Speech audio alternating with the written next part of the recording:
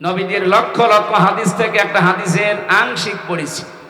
ইবনে মাসউদ রাদিয়াল্লাহু তাআলা আনহু বলেন, নবীজি আমাকে বলেছেন, ফাত্তাবিউস সিওয়াদাল আযম, তোমরা অনুসরণ করবা ওই দলকে যাদের দ্বারা ইসলাম কায়েম হওয়া তাড়াতাড়ি সম্ভব। বাংলাদেশে যত দল আছে নির্দ্বিধায় এবং স্পষ্ট ভাষায় বলতে পারি ৭৩টা দল এই দেশে কাজ করছে। সবচাইতে তাড়াতাড়ি যোগ্যতা নিয়ে ইসলাম এই দেশে কায়েম করতে পারে বাংলাদেশ জামাত ইসলামী। এদের ইউনিয়নের মেম্বার থেকে আন্তর্জাতিক জীবন পর্যন্ত চালানোর সৎ এবং যোগ্যতা সম্পন্ন মানুষ আছে।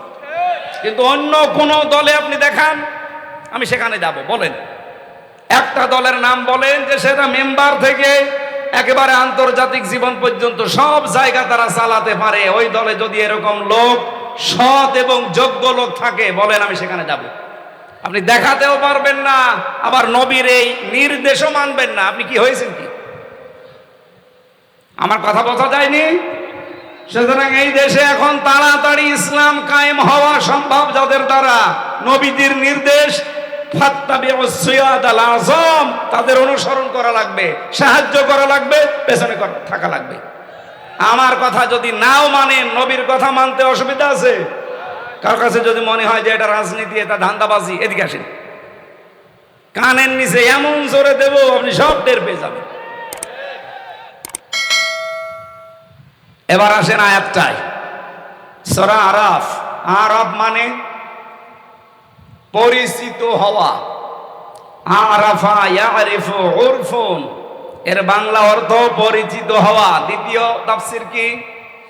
আরাফ নামে একটা প্রাচীর আছে জান্নাত আর জাহান্নামের মাঝে, অবাইনাহুমা হিজাব। 46-47 নাম্বার আয়াতে এই তথ্যটা পাবেন সূরা আরাফে। ওয়া আলাল আরাফি রিজালু ইয়ারিফুনা বিসিমাহুম, আল্লাহ পাক বলেন এই জায়গায় আমি কিছু মানুষকে বসিয়ে দেব। নবীজি যখন আয়াতের ব্যাখ্যাটা করছিলেন, সাহাবায়ে কেরাম সামনে বসা, আল্লাহর নবী বলেন এই মানুষগুলোকে আল্লাহ জাহান্নামে দেবে না, জান্নাতেও দেবে না। সঙ্গে সঙ্গে প্রশ্ন করেছিলেন সাহাবী, হে নবী, এদেরকে আল্লাহ জান্নাতে দেবে না, জাহান্নামও দেবে না, কারণ কি? নবীজি বললেন, জান্নাতে এদের দেবে না একটা কারণে, এদের সব ভালো ছিল, মায়ের সাথে আচরণ খারাপ ছিল। বাংলাদেশে এরকম সন্তান নেই? হ্যাঁ, কথা বলেন না কেন? সব ভালো, নামাজ পড়ে, রোজা রাখে, পর্দা করে চলে, ব্যবসা হালাল, কিন্তু মা বাবার সাথে সম্পর্ক ভালো না। এই যে সম্পর্কটা ভালো না, এর পেছনে আমি 2টা কারণ পেয়েছি। 1 নম্বরে এই ছেলেটাকে ছোটবেলা থেকে এই মা আর বাবা যে শিক্ষাটা দেওয়া দরকার দিনের, এটা দেয়নি। এই জন্য এই ছেলে আর মেয়ে জানে না যে আল্লাহর পরে মা বাবার স্থান। এরকম শিক্ষা দেশে নেই। আপনি দেখেন ডক্টর মোহাম্মদ ইউনূস, 2 নবীর নাম ওনার, মোহাম্মদ আর ইউনূস, কয় নবী? অথচ কইল কি 1 থেকে 5 পর্যন্ত গানের মাস্টার নিয়োগ দিয়েছে, অথচ 1 থেকে 5 পর্যন্ত কোরআন শেখাতে একটা মাওলানা শিক্ষক নিয়োগ দিতে পারে নাই। এক কথা বলেন না কেন?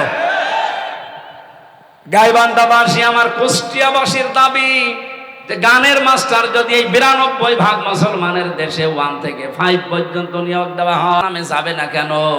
বিশ্ব নবী জানিয়েছেন এরা দিন কায়েমের জন্য দুনিয়াতে চেষ্টা করেছে, এই জন্য আল্লাহ জাহান্নামে দেবে না।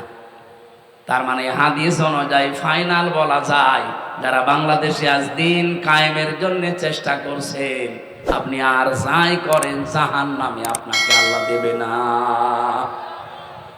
এজন্য এখনো যারা অ্যাক্টিভ হতে পারেননি বাংলাদেশে, একামতে দিনের দায়িত্ব পালন করবেন, আপনি কর্মী হবেন। এখনো যারা আসতে পারেননি, আসেন ফিরে, আপনাকে দিয়ে আল্লাহ কাজ করাতে চাই। আপনার যদি মন তৈরি না হয়, জোর করে আল্লাহ কিন্তু নিয়ে আসবে না।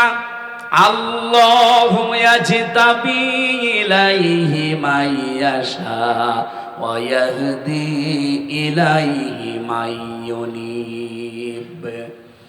আল্লাহ পাক যাকে ইচ্ছা মনোনীত করেন, নির্বাচিত করেন, পছন্দ করেন, আল্লাহ তাকে সিলেক্টেড করেন। তাকে কোন মানুষ ইয়াহদি ইলাইহি মাইয়ুনিব, তাকে আল্লাহ হেদায়েত দেন যেই লোকটা আল্লাহর দিকে মন থেকে ফিরে আসতে চায়। সুতরাং একামতে দিনের কাজ আপনাকে দিয়ে আল্লাহ করাবে যদি আপনার মন তৈরি হয়। আপনি আর সাধারণ মানুষ তখন এক না। এজন্য মন তৈরি করে ফেলেন, সিদ্ধান্ত নিয়ে ফেলেন এই দেশে দিন কায়েম হওয়ার আগ পর্যন্ত আমার কোনো বিশ্রাম নেই। এক কথা বলেন না কেন? আবু তালেব সরকার যদি পারে, মাওলানা নজরুল ইসলাম যদি পারে, আব্দুল করিম যদি পারে, আমি পারবো না? মানে আমি মনটা ওদের মতো তৈরি করে দেখেন, আল্লাহ আপনাকেও ময়দানে কাজে লাগিয়ে দেবে। এর আগে একটা শব্দ আছে, এটা আমাকে খুব ভাবায়। বাংলাদেশের বহু আলেম, অনেক পীর পর্যন্ত এ রাস্তায় আসতে চায় না, বিভিন্ন ফতোয়া দেয়। এবার আপনি তাদের কথা শোনেন তো। কাবুরন আলাল মুশরিকিনা মা তাদউহুম ইলাইহি। হে নবী, আপনি মানুষকে যেদিকে ডাকেন দিন কায়েম করা লাগবে, এই কথা শুনলে সবচাইতে বেশি মন খারাপ হবে, খারাপ লাগবে, রাগ করবে মুশরিকরা। সুতরাং এই বাংলাদেশে আমরা যারা দিন কায়েমের কথা বলি, আল্লাহর বিধান কায়েমের কথা বলি, এ কথা শুনলে যে পীর রাগ করে, এ কথা শুনলে যে ইমাম রাগ করে, এ কথা শুনলে যে হাজি রাগ করে, সে যেন বিশ্বাস করে তার জীবনে কোনো না কোনো কায়দার শিরিক হচ্ছে, আর শিরিক হলে সে লোকটা মুশরিক। আমি আশা করি কথা বোঝাতে পেরেছি। আপনার কাছে দিন কায়েমের কথা শুনলে যদি রাজনীতি মনে হয়, যদি মনে হয় এটা ধান্দাবাজি, দুনিয়ার কাজ, আপনি বিশ্বাস করেন আপনার দ্বারা কোনো না কোনো ভাবে শিরিক হচ্ছে। আর শিরিক যে করে সে কি? মুশরিক। বলেন বলেন। কাবুরা আলাল মুশরিকিনা মা তাদউহুম ইলাইহি। হে নবী, আপনি যেদিকে মানুষকে ডাকছেন, আনাকিমুদ্দিন ওয়ালা তাতাফাররাকু ফি, আসো দিন কায়েম করি, এ বিষয়ে কোনো মতপার্থক্য চলবে না। আপনার কথা শুনলে রাগ হবে তাদের যারা মুশরিক। তা আমরা তো দিন কায়েমের জন্য বলি, আমার বাবার আইনের কথা বলি না। আপনার রাগ হয় কোন কারণে? আপনি কেন বলেন যে হামজা রাজনীতি করে? আমি বিশ্বাস করি আপনার জীবনে কোনো না কোনো কায়দায় শিরিক হয়ে যাচ্ছে, ওই শিরিক আগে আপনি বন্ধ করেন, নয়তো আপনার রাগ হবেই, এটাই স্বাভাবিক। এজন্য সময় যখন এসেছে দিন কায়েম করার চেষ্টা করলে যেহেতু জাহান্নামে যাওয়া লাগে না, আপনাকে আমি আহ্বান জানাচ্ছি, ফিরে আসেন। দলে দলে পালে পালে মানুষ যেভাবে আসতেছে, আপনিও আসেন, মন তৈরি করেন। এদেশে আর কোন জালেম, কোন চাঁদাবাজ মাথা ছাড়া দিয়ে উঠতে পারবে না ইনশাআল্লাহ।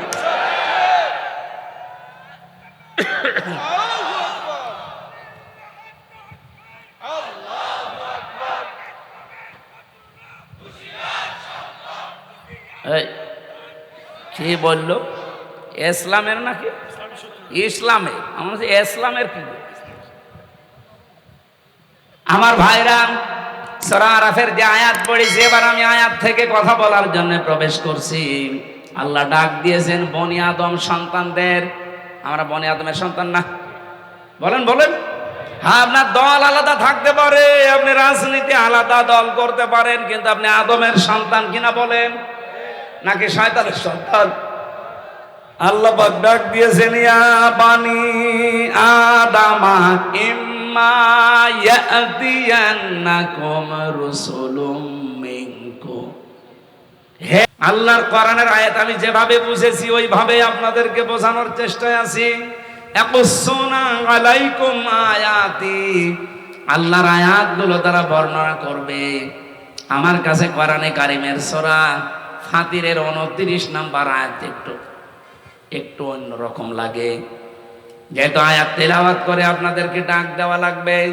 ইন্নাল্লাযীনা ইয়াতলুনা কিতাবাল্লাহি ওয়া আকামুস সালাত ওয়া আনফাকু মিম্মা রাযাকনাহুম সিররাও ওয়া আলানিয়া ইয়ারজুনা তিজারাতান লান তাবুর। বলেন আল্লাহু আকবার। নিশ্চয় যারা আল্লাহর কিতাব তেলাওয়াত করছে এবং করবে, ইয়াতলুনা মুজারে, আকামুস সালাহ এবং নামাজ যারা কায়েম করবে এই জমিনে, ওয়ানফাকু মিম্মা রাযাকনাহুম সিররা ওয়া আলানিয়া, তারা তাদের সম্পদগুলো ব্যয় করবে গোপনে এবং প্রকাশ্যে, যেগুলো আল্লাহ রিজিক দিয়েছেন। ইয়ারজুনা, তারা এমন আশা করে, তিজারাতান, এমন একটা ব্যবসায়ের আশা করে, লাং তাবুর, কখনো সে ব্যবসায় লস হচ্ছে না, হবে না। বলেন সুবহানাল্লাহ। এদের ভেতরে আমরা তিনটা নির্দেশ পেলাম। এক নম্বরে যারা আল্লাহর কোরআন তেলাওয়াত করে, কি করে বলেন বলেন? পুরা কোরআন শরীফের ভেতরে আপনি কোরআন পড়ার ব্যাপারে তিনটা শব্দ পাবেন, করা, রতালা আর এই তালাওয়া। তেলাওয়াতের যে ব্যাখ্যাগুলো আমি পেয়েছি, তার অন্যতম ব্যাখ্যা হচ্ছে কোরআন তেলাওয়াত করলে আপনাকে চারটা বিষয় মাস্ট বি মানা লাগবে। এক নাম্বার, আপনাকে শুদ্ধ করে পড়া লাগবে। আপনি তো আর জীবনে বিশ্ববিদ্যালয়ে এ বয়সে যেতে পারবেন না। ও গাইবান্ধাবাসী, এখান থেকে রেকর্ড হচ্ছে, সারা বাংলার মানুষকে জানাতে চাই, বাংলাদেশে একটা বিশ্ববিদ্যালয় আছে, তার নাম জামাত ইসলামী। আপনি আসেন এখানে, আল্লাহর কসম আপনাকে শুদ্ধ করে কোরআন তেলাওয়াতের ট্রেনিং দেওয়া হবে। এদের তালিমের একটা বিভাগই আছে। এ জেলায় নেই? আছে মানে কি, প্রত্যেক জেলায় থানায় থাকা লাগবে। আপনাকে আসলেই তারা, আজকে যে 18 জন ফর্ম পূরণ করে আমার হাতে, ওই যে কালেমা পড়েনি কিন্তু মুসলমান হয়েছে, ওদের প্রত্যেককেই বলেছি আপনারা কোরআন যারা পড়তে পারেন না, আগে শুদ্ধ করে পড়া লাগবে। শুধু পড়া না, প্রতিদিন যা পড়েন ওটা আপনি মাতৃভাষায় বোঝেন কিনা ওটা আবার লিখে রাখা লাগবে। এরকম বিশ্ববিদ্যালয় আপনি বাংলাদেশে আর কোন জায়গায় আছে দেখান? নেই, আমি পাইনি। দুই একটা পেয়েছি, সেটা জামাত ইসলাম থেকে ধার করা। অন্য যারা আছে শুরু করেছে, তারা এখান থেকে ধার করে চালাচ্ছে, অথচ এদের 15টা পয়েন্ট প্রতিদিন পূরণ করা লাগে। আপনি যদি জীবন আর কিচ্ছু না করেন, শুধু 6 মাস একটু ট্রেনিং দেন, আপনি এমনি ভালো হয়ে যাবেন। তাহলে আল্লাহর কিতাব তেলাওয়াতের প্রথম শর্ত শুদ্ধ পড়া, এরপরে বোঝা, এরপর আপনি যা বুঝলেন ওটা নিজে মানবেন। 4 নম্বরে যা মানেন ওটা যেন মানুষ মানতে পারে, সেই ব্যবস্থা করে দেওয়া লাগবে। এই জন্য বাংলাদেশ জামাত ইসলামের কর্মী যারা, জামাত কর্মী মানে সমাজকর্মী। কথা বলেন না কেন? জামাত কর্মী মানে আপনি আল্লাহর কোরআন তেলাওয়াত করতে গেলে এই পয়েন্টগুলো আপনার সামনে চলে আসবে। আকামুস সালাহ, 2 নম্বরে নামাজ কায়েম করা লাগবে। ও বাংলার মুসলমানেরা, 54 বছর আমরা স্বাধীন হয়েছি, এই দেশে কি আজও নামাজ কায়েম হয়েছে? কি আছে? নামাজ পড়া আছে, আমরা নামাজ পড়ি। ফাসাল্লি লিরাব্বিকা, আপনার রবের জন্য নামাজ পড়েন। মাত্র একটা জায়গায় আল্লাহ কোরআনে দিলেন যে নামাজ পড়ো, আমরা সবাই নামাজ পড়ি। অথচ 82 জায়গায় আল্লাহ দিয়েছেন আকামুস সালাহ, নামাজকে কায়েম করো। এই কথা বলতে গেলে আপনার কাছে রাজনীতি মনে হয়, ধান্দাবাজি মনে হয়। আমার মনে হয় আপনি আল্লাহকেও ধান্দাবাজি বলবেন। কথা বলেন না কেন? আমি কি কোনোদিন বলেছি যে আমার দাদাকে প্রতিষ্ঠা করা লাগবে? বলেন। আমি সেই বিশ্ববিদ্যালয়ে ফার্স্ট ইয়ার থেকে এখানে আসি, সেই 12 সাল থেকে। কোনোদিন আজ পর্যন্ত বলেছি যে আমার বাবা রিয়াজউদ্দিন তার আদর্শ কায়েম করা লাগবে? যতদিন বলেছি আল্লাহর কোরআন কায়েম করার চেষ্টা চালান, নামাজকে আপনি সংসদে নিয়ে যান। তখন সলিমদ্দি ভাই, কলিমদ্দি ভাই চলো নামাজ পড়তে যাই বলা লাগবে না। ইসলামকে আমরা এই 54 বছরে শুধু অনুরোধের জায়গায় রেখেছি, আদেশের জায়গায় নিতে পারিনি। কথা বলেন না কেন? আগামীতে ইসলামকে অনুরোধের জায়গায় থাকবে না, আদেশের জায়গায় যাবে। ওখান থেকে আদেশ আসবে, ডু ইট, এটা কর। আকামুস সালাহ। মাওলানা নজরুল ইসলামের মতো, আব্দুল করিমের মতো এই বাংলাদেশে 151 জন যদি এবার যেতে পারে, সংসদের প্রথম অধিবেশনে তাদের বলা লাগবে, মাননীয় স্পিকার, আমরা নামাজের বিল চাই। সূরা হজ 41 নম্বর আয়াত। আমি কি বানিয়ে বলছি? ওনারা করবে ওটা 100 ভাগ। যদি না করে ওনাদের ভোট দেওয়ার দরকার নেই। আল্লাযীনা ইম্মাক্কান্নাহুম ফিল আরদি আকামুস সালাহ। আমার এই সমস্ত মুমিন বান্দাদের আমি যদি রাষ্ট্রীয় ক্ষমতা দান করি, তারা সর্বপ্রথম নামাজ কায়েম করবে। এই জন্য নামাজ কায়েমের আন্দোলন বাংলাদেশে কোন দল করে আপনি নিজেই জানেন। বহু দল আছে দেশে নামাজ পড়ার কথা বলে, কিন্তু নামাজ কায়েম করা লাগবে এ কথা বলে শুধু জামাত ইসলামী বাংলাদেশ। 3 নম্বরে খরচ করা লাগবে আপনার যা আছে, প্রকাশ্যে হোক গোপনে হোক। এর জন্য আমরা আশা করি এমন একটা ব্যবসার লাংতাবুর জীবনেও কোনো লস নেই। এই জন্য যে 3টা কর্মসূচি যেহেতু বাংলাদেশ জামাত ইসলামী এই 3টা হাতে নিয়েছে, এই জন্য আহ্বান জানাচ্ছি। আমরা বর্ণনা করে আপনাদেরকে আল্লাহর আয়াত থেকে তেলাওয়াত করে করে শুনিয়েছি। এখন আপনার বিবেকে যা লাগে আপনি তাই করেন। এরপরে আল্লাহ জানিয়েছেন আল্লাযীনা কাযযাবু বিআয়াতিনা ওয়াস্তাকবারু আনহা।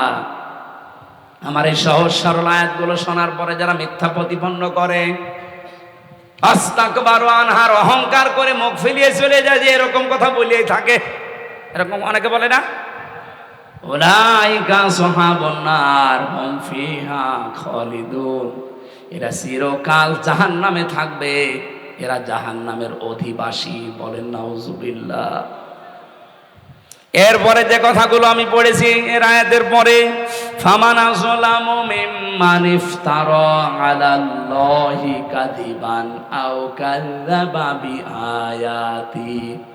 ওই লোকটার চাইতে বড় জালেম আল্লাহর দৃষ্টিতে আর কেউ নেই, যে লোকটা আল্লাহ সম্পর্কে মিথ্যা রচনা করে অথবা আল্লাহর আয়াতকে মিথ্যা প্রতিপন্ন করে। উলাইকা ইয়ানালুহুম নাসিবুহুম মিনাল কিতাব।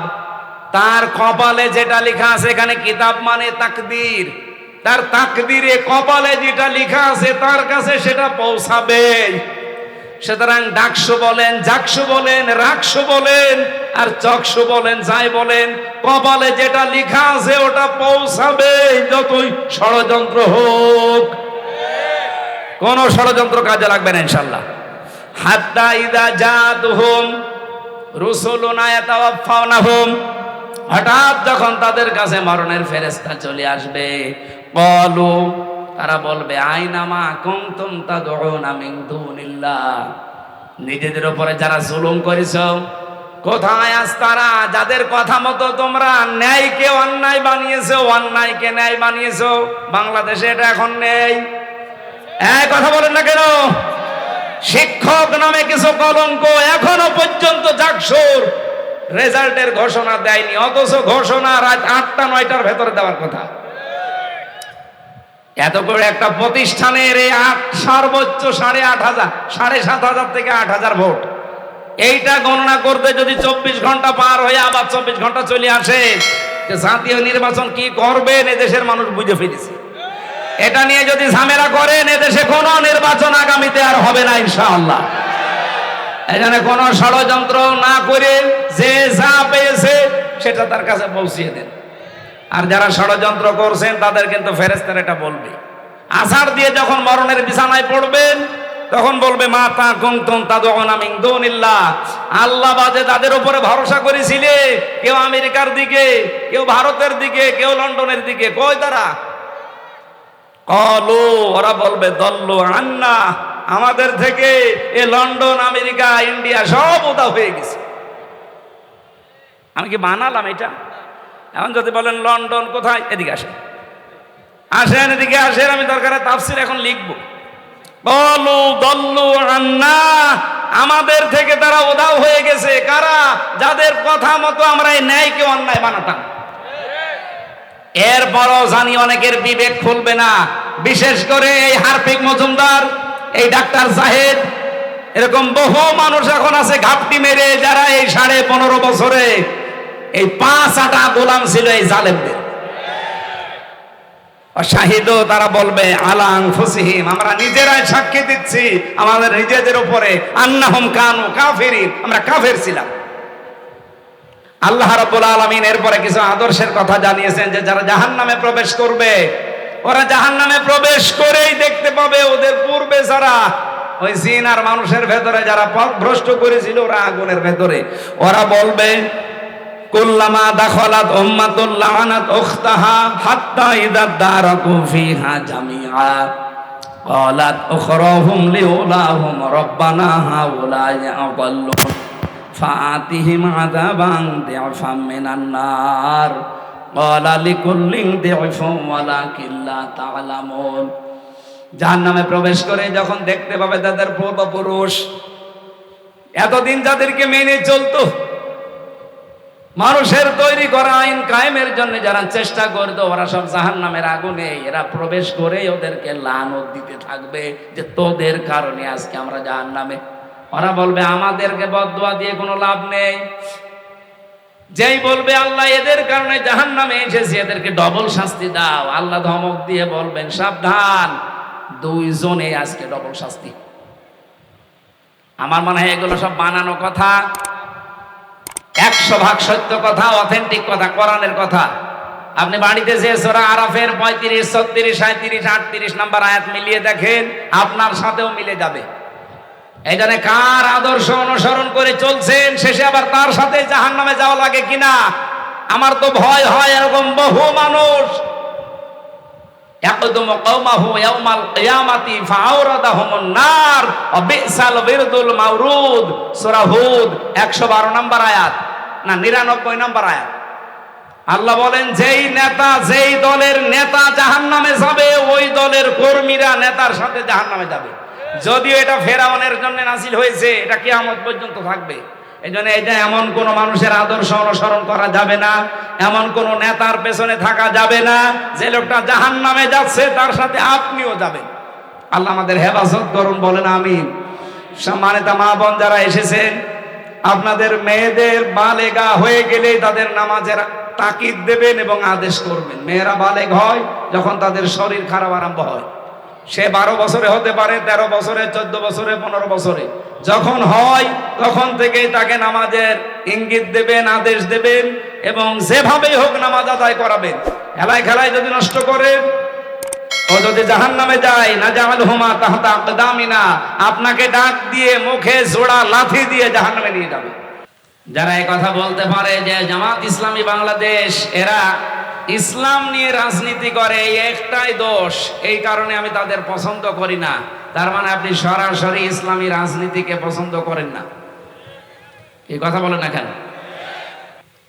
ডাক্তার জাহিদুর রহমান নাকি একজন নাম, এই লোকটা চেহারার দিকে তাকালে আমার মনে হয় একটা টাটকা নির্ভেজাল শয়তান। বলছে বাংলাদেশ জামাত ইসলামী যদি মুক্তিযুদ্ধ হতো আমি তাদের সাপোর্ট করতাম না, কারণ তারা ইসলাম নিয়ে রাজনীতি করে। এ কথা যে লোকটা বলে তার ঈমান থাকার কথা। এরকম নাস্তিক মার্কা লোক যারা মারা যাবে এই দেশে, ঘোষণা দেওয়া দরকার যে তাদের জানাজার নামাজ দরকার নেই, হয় পড়িয়ে ফেলবেন নাই কবরে দিয়ে দেবেন এমনিতে। কারণ ইসলামে রাজনীতি আছে, এই কথা যারা বিশ্বাস করে না সে কাফের। আর কাফের মরে গেলে জানাজা পড়া যায়? বলেন।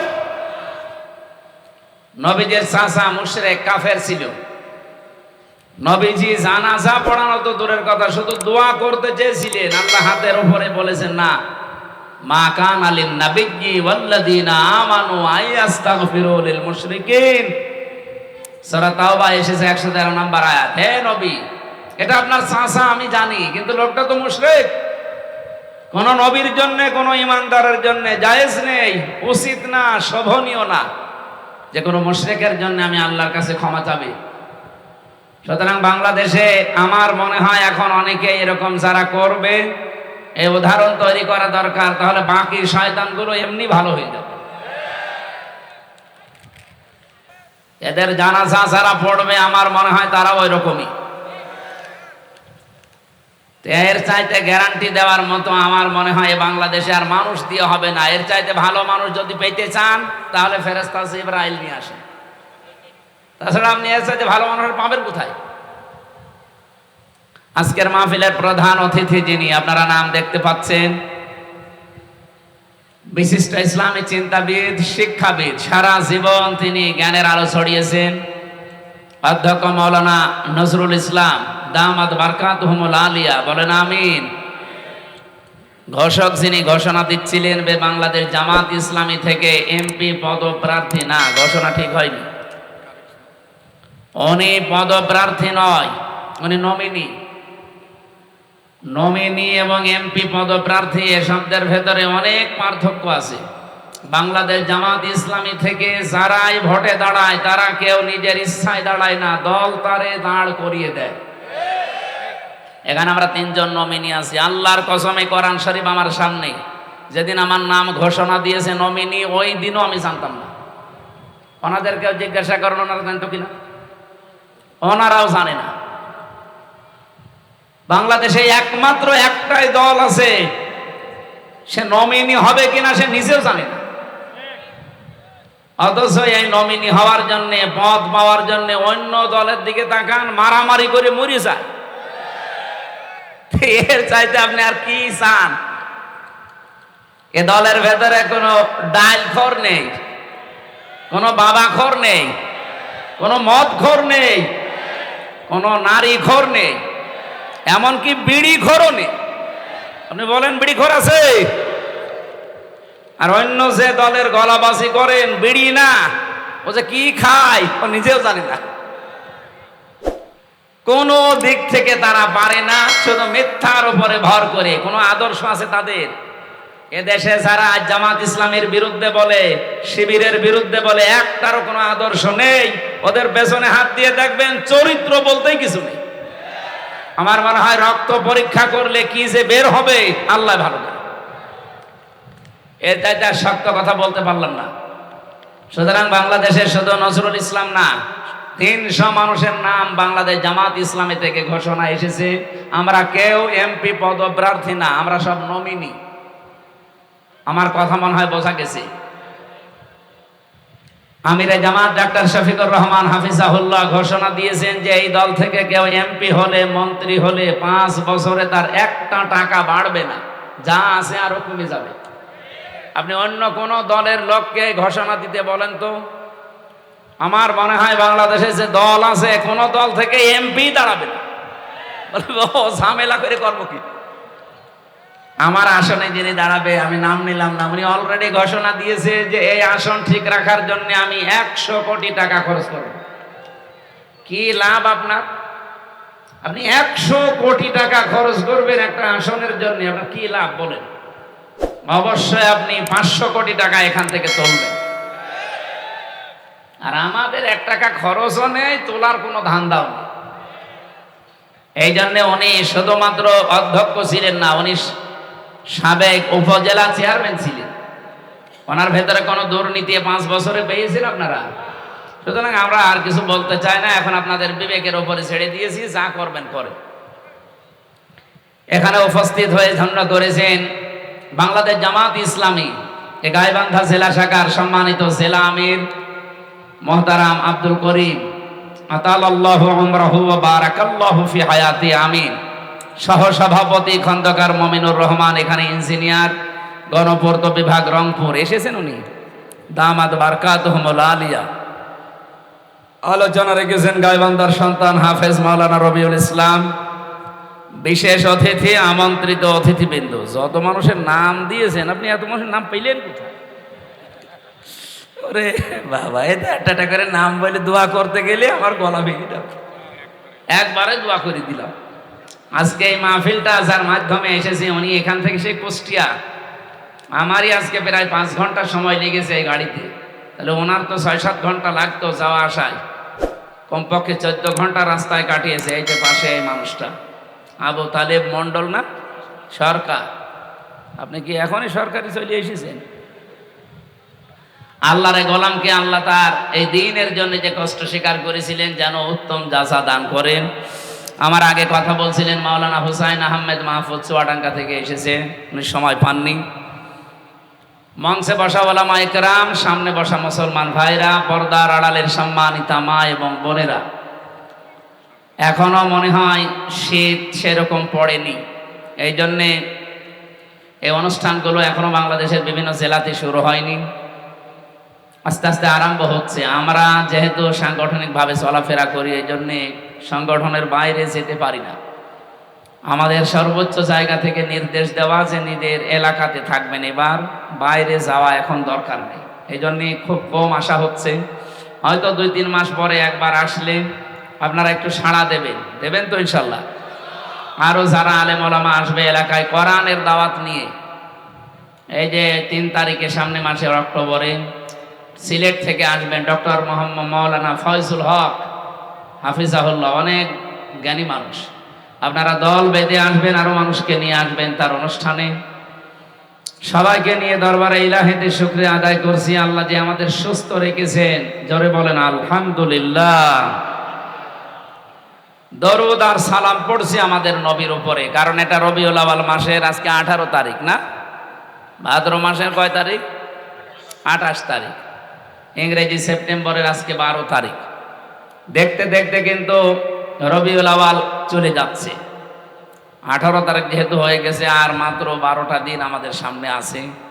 যে মহান মিশন এবং ভিশন নিয়ে এসেছিল এই মাসটা, আমরা কিছুই করতে পারিনি। শুধু অনেকে মিলাদ পড়ে খেসড়ি আর জিলাপি খেয়ে শেষ করে দিয়েছে। অথচ রবিউল আউয়াল কি এটা করার জন্য আসে? রবিউল আউয়ালের একটা উদ্দেশ্য আছে। আমি প্রায় 27টা কারণ পেয়েছি সিরাত ইবনে হিশামের ভেতরে।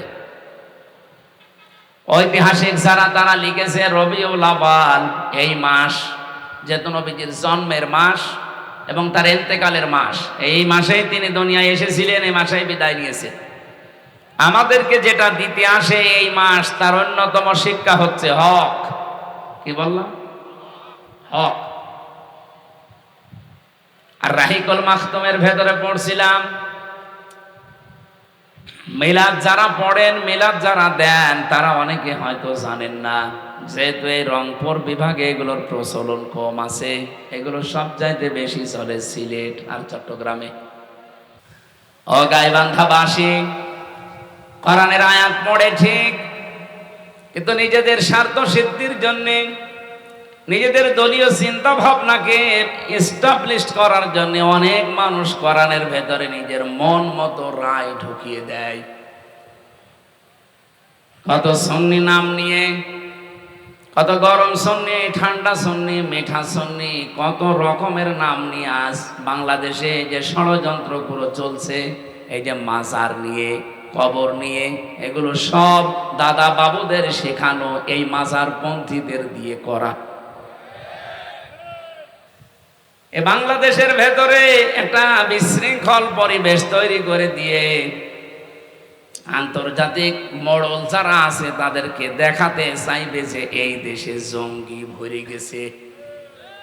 অথচ বাংলাদেশে যে জঙ্গি নেই তার প্রমাণ হচ্ছে এই 1 বছর 1 মাস। বলেন তো, 1 বছর 1 মাসে একটা জঙ্গি ধরা পড়েছে? যদি আমাদের আপা থাকতো, আর আপনাদের তো ভাবি যদি থাকতো, 1 বছর 1 মাসে মনে হয় কয়েক হাজার আলেমকে জঙ্গি বলে ধরে আটক করে রাখতো। আমারেও ধরে গেছিল, আমার নামে মামলা দিয়েছে, আমি নাকি আনসারুল্লাহ বাংলা টিমের প্রধান।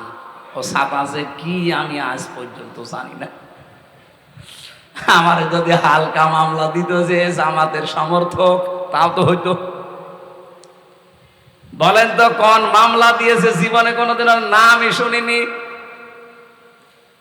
আমি ভেতরে যে একজনকে পেয়েছিলাম 3 বছরের ভেতরে, ওনার নাম আব্দুল মতিন। উনি হচ্ছে আল্লাহর দলের সারা বাংলাদেশের প্রধান সভাপতি। একদিন বললাম, মতিন ভাই আপনি তো সারা বাংলাদেশের আল্লাহর দলের সভাপতি, সেক্রেটারি কে? বলছে আমার ছেলে। মানে সভাপতিও ওর ছেলে সেক্রেটারি, এদেশে আর কেউ নেই। এরকম রাম আর বামদের দলও আছে না নেই?